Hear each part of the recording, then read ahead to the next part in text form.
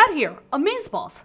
Did you know that a 10% investment in your customer base can increase your revenue by 200%?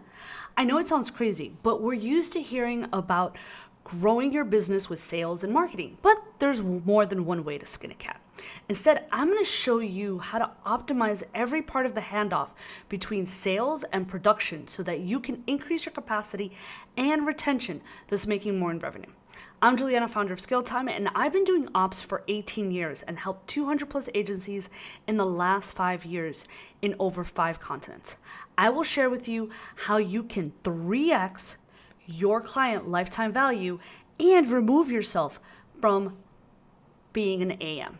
And there's 3 levers that you need to know to make this happen. So now you can finally hand off all your clients and have a seamless transition once you've closed a client. And I know you're probably thinking, Juliana, clients still want me. And even if you have account managers, you might be saying, Juliana, clients still can't get enough of me. It's nearly impossible. But we have solutions. So check this out. The first lever is the magical handoff. This is the handoff between sales and production. And almost everybody, right, knows that this is where promises are made and where promises get fulfilled. Almost everybody gets hyped after closing a deal. They're like, woohoo, we got the money in the bank. And they go straight to production, right? Sometimes they might make a pit stop over at the kickoff, right? This is where most of the strategy is usually demonstrated. But what happens is that then the client doesn't really know what's happening. It creates impatience and insecurity for the client, and then they're grabbing onto the only thing that they know, the person who sold to them. And for most businesses, that's you, right? They grab onto you like quicksand, and you can't crawl yourself out. Now, instead, we want to make sure that there's a clear handoff from the salesperson to the team. Right? And if we do this, then all the info is transferred.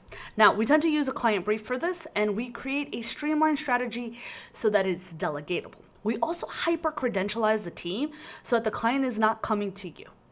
Now, if you don't take this step, then basically you'll never stop babysitting clients or step away from the business.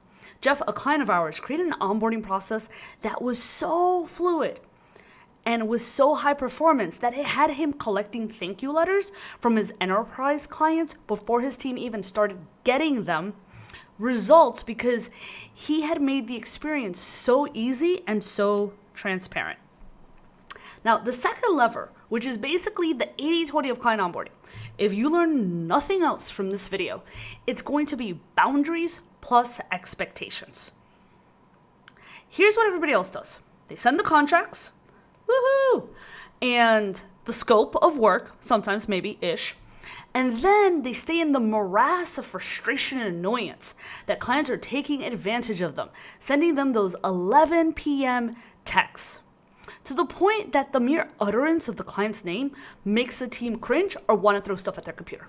Now, unlike them, we create clear scopes followed by clear communication and guidelines such as to the who, what, when, and where clients will dutifully communicate. We treat our onboarding like insurance and make sure that everything is written in case the clients forget, and then we can resend and reset. We want to be proactive about client accounts instead of reactive. Now, the third lever is the TSA striptease. Oh my God, do we have the credentials? Oh crap, we can't work with this branding. Oh no, we didn't get a sign off on these targets. And the list goes on and on from the team. Now, I know I sound like a broken record, but everyone jumps into the production without gathering all the assets from the client that is going to make the team successful. Now, do you remember when you used to travel? You take off your belt, your shoes, your jewelry. If you're an avid traveler, you start doing your TSA striptease. That's where it comes in, way before you get to the belt. And then everything is off so that you can get out there as quickly as possible and on to your gate number. This is how we treat onboarding. We create an intake process so clients can have a safe and happy journey. This way, your team can produce seamlessly without having to go back and interrupt the ride. Oh, Juliana, but I have pre-check or global entry, you might quip. Haha, but I'm a bigger smartass. Guess what? Well, you had to pay extra for that. Same goes with expedited onboarding. And everything is measured. Now, I know this because after working with 200 agencies, most skip over creating an onboarding process. They treat it like the poor little red-headed stepchild of processes. It never gets any attention. But this is the piece that lets clients truly scale and remove themselves as owners from the process. It's also what happens when agencies scale back down and then all of a sudden they're like, I want to scale back up the right way. Now, if you're an agency owner trying to make more revenue for this year or hire train your AMs, mosey on over to the checkout and I'll see you in the Slacks.